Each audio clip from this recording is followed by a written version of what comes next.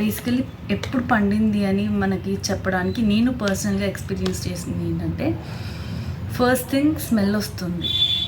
మనం కొంచెంగా పెద్దగా అయిన తర్వాత, అంటే ఇలా ఇవి ఉన్నాయి కదా, ఇవన్నీ ఇట్లా కొంచెం పెద్దగా కనిపించినప్పుడు మనం ట్రీ నుంచి కట్ చేస్తాం. కట్ చేసి ఇంట్లో పెట్టుకున్నప్పుడు ఇది ఆ రూమ్లో పర్టికులర్గా ఫస్ట్ స్మెల్ రావడం స్టార్ట్ అవుతుంది. That is the first sign of ripening అనమాట. అండ్ ఇంకోటి ఏంటంటే,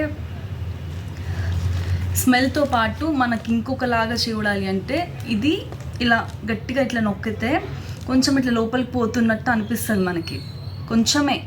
కొంచెమే పోయినప్పుడే మనం కట్ చేయాలి. ఎక్కువ మనం ఇట్లా ముట్టుకొని ఇట్లా అనగానే ఇట్లా వెళ్ళిపోతుందంటే మొత్తం లోపలంతా స్మాష్ అయిపోయినట్టు అర్థం అది. సో అండ్ ఫస్ట్ మనం దీన్ని కట్ చేయడానికి ఒక మంచి నైఫ్ తీసుకొని, ఆ నైఫ్కి కూడా మనం ఆయిల్ అప్లై చేయాలి. ఏదైనా ఒక ఎడిబుల్ ఆయిల్, అంటే మనం కుకింగ్ చేసుకునేడానికి వాడతాం కదా, ఆ ఆయిల్ మంచిగా అప్లై చేసుకొని, and at the same time మనం మన హ్యాండ్స్కి కూడా అప్లై చేసుకోవాలి అది కంప్లీట్గా. సో దాట్ ఆ లోపలదంతా మనకు ఒక్కసారి స్టిక్ అయిందంటే it won't go that easily. So అందుకే మంచిగా ఆయిల్ అప్లై చేసుకొని, and at the same time ఈ నైఫ్ మనం ఏదైతే యూస్ చేస్తున్నామో దాన్ని కూడా అప్లై చేయాలి.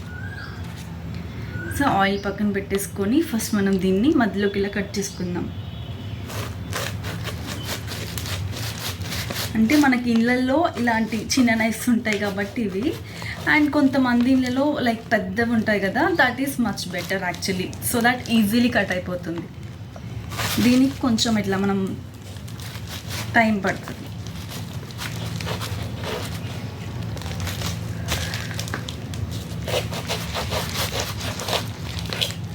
కొంచెం రాగానే ఇట్లా అంటే వచ్చేస్తుంది. See how nice it is. This is a perfect timing అనమాట. సో మనకి ఇలా కొంచెం స్మెల్ వస్తుంది అన్నప్పుడే వెంటనే కట్ చేసేయాలి, లేదు అంటే అస్సలు బాగుండదు. ఇంకా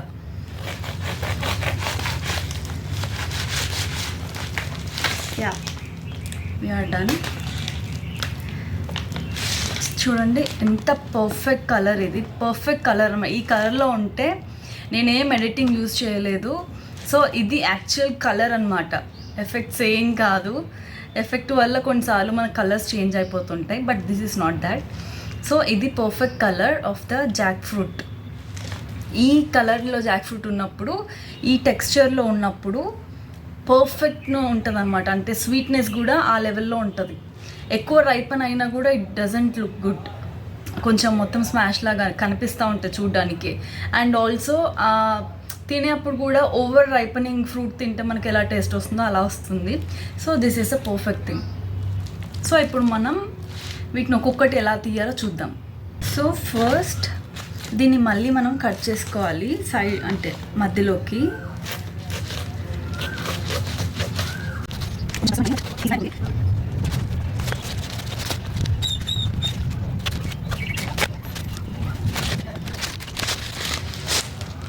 యా, అండ్ ఇంకోటి ఏంటంటే, ఇలా మధ్యలో ఉంటుంది కదా ఇది, ఈ పార్ట్ని కూడా మనం మొత్తం కట్ చేసేయాలి. అప్పుడే మనకి తీయడానికి వస్తుంది అది.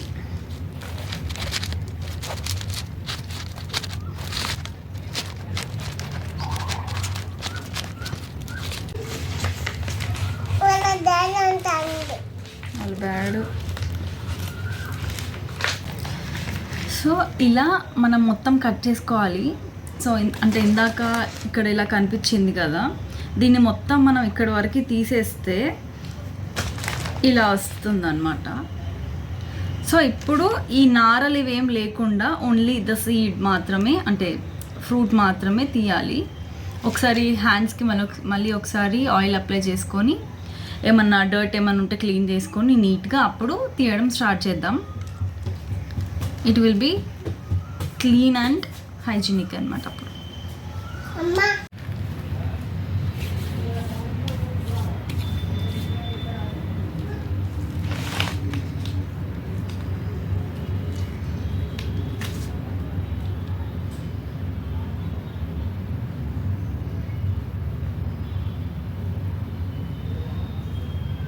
సో ఇలా వీటికి ఇలా నారలు ఉంటాయన్నమాట. వీటిని ఇలా తీసేసి మొత్తం తీసేసాక ఇలా వేసేయాలి బౌల్లో.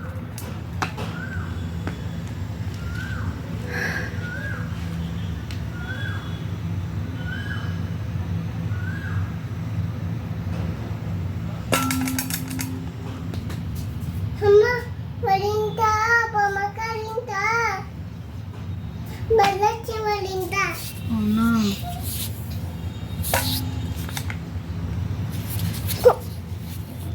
హాయ్ చెప్పు వాళ్ళకి.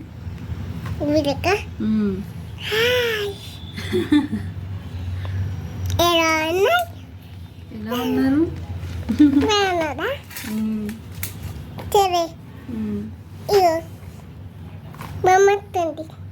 టాటా